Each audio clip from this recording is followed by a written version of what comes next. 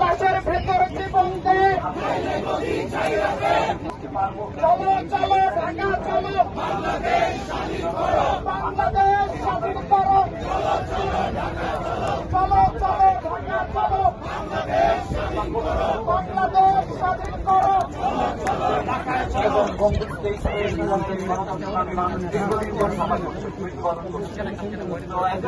শাসক আমাদেরকে সেই পরিস্থিতিতে ফেলে দিয়েছে এবং আমরা হয়তো নিরাপদে আছি সৌভাগ্যক্রমে, আমাদের বাবা মারা ভাই বোনরা সবাই নিরাপদে যে আছে রাস্তায় সেটা নাই।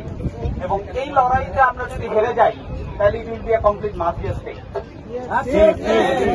এবং সেই মাফিয়া স্টেটে আপনি যখন নামবেন বাংলাদেশে, আপনি যখন হাঁটবেন, আপনি কানাডিয়ান হলেও আপনাকে যে রাস্তায় ধরে একজন মাফিয়া বা একজন পুলিশ যে মোবাইল চেক করবে না এবং আপনাকে মানে এটা ওই যে 1971 সালে যেরকম রাজাকার পাকিস্তানি সৈন্যবাহিনী আপনার লুঙ্গি খুলে চেক করতো আপনার আইডেন্টিটি, সেরকম যে পরিস্থিতিতে দাঁড়াবে না এটার কোনো নিশ্চয়তা নাই। কারণ এই ফ্যাসিবাদী মাফিয়া এটা তার সীমা প্রত্যেক দিন অতিক্রম করছে। হ্যাঁ, 2007 সালে 30-35 জন রাজনৈতিক সংঘাতে একদিন দুই দিনে নিহত হয়েছিল। তারপরে আমাদের সিভিল সোসাইটি, আমাদের মিলিটারি, আমাদের সারা দেশের বিভিন্ন প্রতিষ্ঠানে সবাই নড়ে চড়ে বসেছিল যে এরকম হত্যাযজ্ঞের লাশ চলতে পারে না। সেটা 2007 সাল থেকে আমরা এখন অতিক্রম করে প্রত্যেকদিন 100, 150, 200 করে লাশ পড়ছে। অর্থাৎ আমাদের সীমা আমরা অতিক্রম করে যাচ্ছি।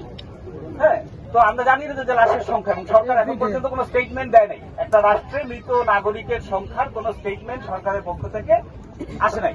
তো এই পরিস্থিতিতে আমরা আছি। আমি মানে এখানে খুব আশাবাদী কোনো চিহ্ন আমাদের ঢাকায় যারা বন্ধুরা আছেন তাদের কাছ থেকে পাই না।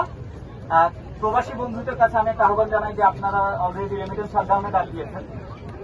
আমি আমার ক্যারিয়ার শুরু করছিলাম বাংলাদেশ ব্যাংকে।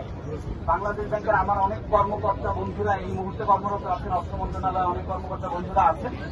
তারা আমাদের সাথে তাদের একটা প্রেডিকশন এবং হিসাব শেয়ার করেছেন এবং তারা বলেছেন যে আমরা তো সরকারি চাকরির কারণে দেশে হাত পা বাঁধা, আপনারা রেমিটেন্স শাটডাউনে ডাক দেন এবং আপনারা এই প্রতিবাদ চালিয়ে যান। কারণ এই মাফিয়াদেরকে টাকা শূন্য, রক্ত শূন্য করে দিতে হবে। এবং আপনারা জানেন যে ইতিহাসে যে রাজার কোষাগার শূন্য তার সৈন্যরা তাকে ছেড়ে যায়। শেখ হাসিনাকে তার সৈন্যদেরকে ছেড়ে যেতে বাধ্য করতে হবে এবং সেটা আজকে কালকে অর্জিত হলে আমরা অল্পের উপর দিয়ে বেঁচে গেলাম। অল্প বলতে কি, রক্ত যা ঝরেছে এটা তো বাংলাদেশ আনপ্রেসিডেন্টেড 1971 সালে, কিন্তু আরো যে রক্তপাত শত শত লাশ পড়বে না। কারণ শেখ হাসিনা শুধু আমজনতার না, মানুষের না, তার নিজের দলের লোকের মৃত্যু কেউ পরোয়া করে না। হ্যাঁ, তার কাছে এটার কোনো মূল্য নাই। সে হচ্ছে খরচযোগ্য যে একটা মানুষকে সৈনিক এবং দাস হিসেবে ভাবে এবং সে একটা খুবই সাইকোপ্যাথ। এই সাইকোপ্যাথের হাতে আমরা পড়েছি। এখন আমরা জানি না যে এটা থেকে আমরা কবে কত দ্রুত উদ্ধার পাবো এবং কত রক্তের মধ্য দিয়ে উদ্ধার পাবো। কিন্তু আমাদের আমি আহ্বান জানাবো যে আপনারা এই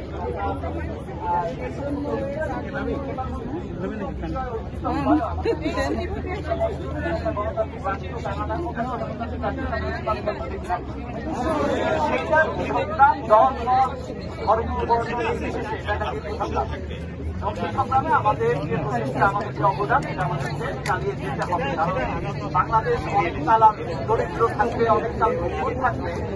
আগামী 20-30 বছরে আমরা এটা দেখে যেতে চাই না, এটার আমরা শেষ নেই। তো সেই দীর্ঘ সংগ্রামের পথে আপনাদেরকে আমরা হাতে হাত ধরে, আমরা দল মত নির্বিশেষে বহু ধরনের চিন্তা চেতনা, বহু কালার, বহু মোজাইকের মিশ্রণ বাংলাদেশে থাকতে পারে, কিন্তু সেটা আমাদের পাশাপাশি মিলে বাস করতে হবে। কেউ অন্য দেশে চলে যাবে না। হ্যাঁ, আমরা যে একজন আরেকজনকে শত্রুতা করে এক দেশ থেকে বের করে দিব এটা সম্ভব না। তো এই পাশাপাশি সহাবস্থানের বাংলাদেশ নির্মাণের আগামী আমাদের একটা প্রত্যয় থাকবে। এই আহ্বান জানিয়ে আমি শেষ করবো। সবাইকে ধন্যবাদ। ধন্যবাদ। একটা টাকাও এই খুনি সরকারকে একটা টাকাও দেওয়া যাবে না। কোনো টাকা তাদেরকে দেওয়া যাবে না।